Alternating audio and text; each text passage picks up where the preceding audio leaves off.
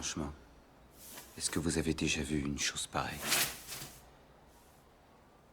Non.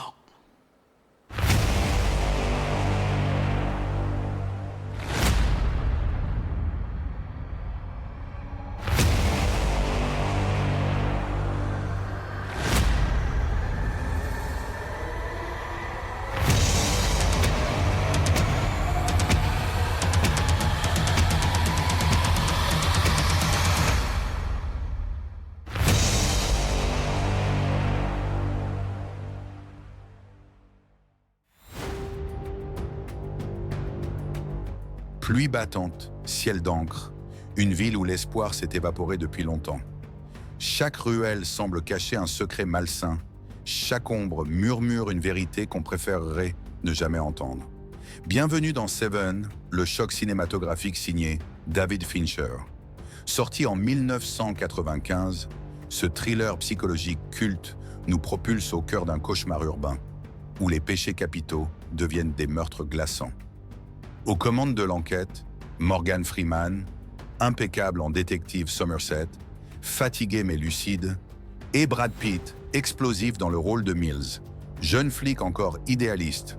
Ensemble, ils traquent John Doe, un tueur méthodique, dérangeant, presque prophétique. Mais Seven va bien au-delà du simple polar. C'est une plongée dans les entrailles du mal, un miroir tendu à notre société, une réflexion sombre sur la justice, la foi et la nature humaine. Dans cette analyse, on vous embarque dans une descente aux enfers entre théologie du chaos, esthétique oppressante et dilemmes moraux tranchants. Il y a 7 péchés capitaux. La gourmandise, l'avarice, la paresse, la colère, l'orgueil, la luxure et l'envie. 7. Dès les premières minutes, Seven nous entraîne dans un univers où le mal n'est pas une anomalie, mais une force omniprésente. Le tueur, John Doe, construit ses meurtres autour des 7 péchés capitaux: gourmandise, avarice, luxure, envie, orgueil, paresse, colère, comme s'il écrivait un sermon sanglant. Cette structure évoque l'enfer de Dante Alighieri, où les pécheurs sont punis selon leurs fautes dans un ordre méthodique. Mais là où Dante imaginait un châtiment divin, John Doe se fait lui-même juge et bourreau, transformant sa quête en une parodie de justice sacrée. Cette théologie du mal pose une question fondamentale. Le péché est-il une faiblesse humaine ou une condamnation inéluctable? Somerset, le détective expérimenté, semble porter le poids de cette question. Dans une scène où il lit la Divine Comédie dans une bibliothèque silencieuse, il cherche des réponses dans des textes anciens, comme s'il espérait trouver un sens à l'horreur. Son regard fatigué reflète une vision presque nietzschéenne. Face à l'absence de Dieu, l'homme doit créer son propre sens, mais à quel prix? John Doe, en revanche, incarne une foi pervertie, croyant que ses actes réveillent une société endormie par sa propre décadence.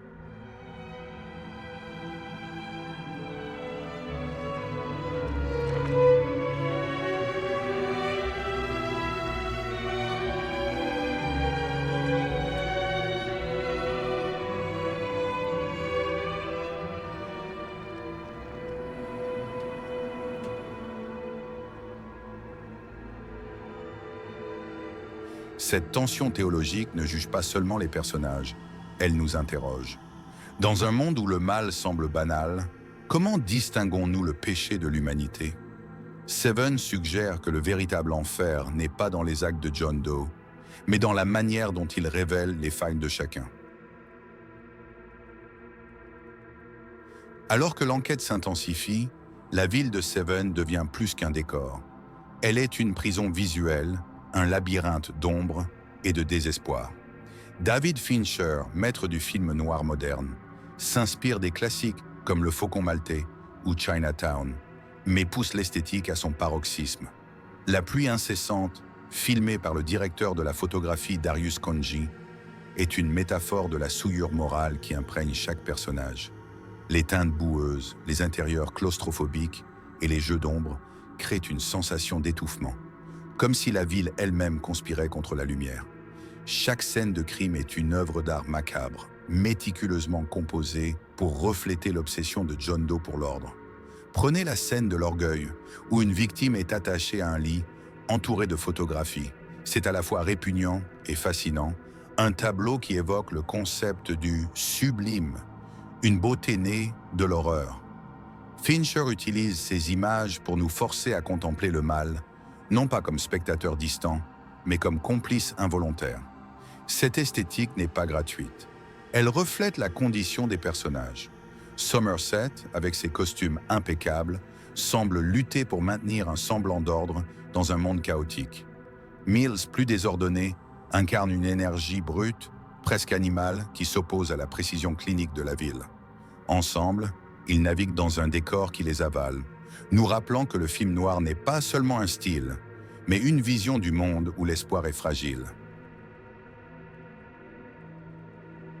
Au fur et à mesure que l'enquête progresse, Seven transforme la chasse aux tueurs en une exploration de la justice et de la vengeance. Somerset et Mills, malgré leurs différences, sont unis par un désir de rétablir l'ordre. Mais le film nous pousse à nous demander où s'arrête la justice et où commence la vengeance. Cette question résonne avec les idées de Friedrich Nietzsche, qui avertissait que celui qui combat les monstres risque de devenir un monstre lui-même. Mills, avec son idéalisme juvénile, croit en une justice absolue. Pourtant, sa colère croissante face aux horreurs qu'il découvre le rend vulnérable. Somerset, plus sage, sait que la justice est une illusion dans un monde où le mal est systémique. John Doe exploite cette tension, manipulant les détectives comme des pions dans son jeu moral. La scène culminante, où Mills est confronté à un choix déchirant, illustre cette lutte intérieure. Sans révéler de spoiler, disons simplement que ce moment force chaque personnage et le spectateur à affronter la fragilité de leurs principes.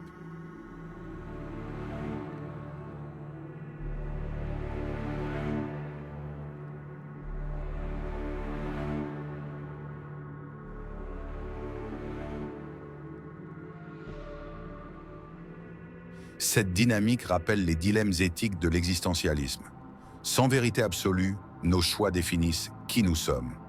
Seth ne glorifie pas la vengeance, mais montre comment elle peut naître d'un désir de justice déformé par la douleur. Mills et Somerset deviennent des miroirs de notre propre lutte pour trouver un équilibre entre morale et instinct. À la fin de l'enquête, Seven ne nous offre pas de rédemption facile. La ville reste inchangée, la pluie continue de tomber, et les personnages portent les cicatrices de leur voyage. Pourtant, Somerset, dans un moment de réflexion, cite Ernest Hemingway. Ernest Hemingway a écrit « Le monde est un bel endroit qui vaut la peine qu'on se batte pour lui. » Je suis d'accord avec la seconde partie. Cette phrase, prononcée avec une retenue douloureuse, est un acte de foi fragile dans un monde sans pitié. Ce moment encapsule l'essence de Seven, un film qui refuse les réponses simplistes, mais nous pousse à chercher du sens dans le chaos.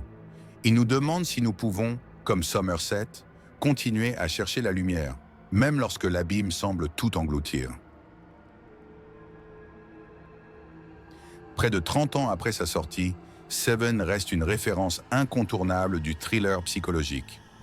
La réalisation chirurgicale de David Fincher, à la fois glaciale et hypnotique, a redéfini les codes du genre. La performance de Morgan Freeman, tout en retenue et en profondeur, contraste avec l'énergie brute et nerveuse de Brad Pitt, offrant un duo d'enquêteurs aussi crédible que mémorable. Kevin Spacey, quant à lui, livre une apparition aussi brève que glaçante, marquant durablement les esprits. À sa sortie, le film a choqué, fasciné, divisé, mais il n'a laissé personne indifférent. Son ambiance poisseuse, son rythme implacable et surtout, son dénouement devenu légendaire ont scellé son statut de film culte. Aujourd'hui encore, Seven inspire des générations de cinéastes et continue de hanter les amateurs de cinéma noir. Si vous aimez les films qui marient tension, intelligence et esthétique, Seven est une œuvre essentielle. Abonnez-vous pour ne pas manquer nos prochaines plongées dans les classiques du cinéma. Et dites-nous en commentaire, quel film aimeriez-vous voir passer au scalpel ?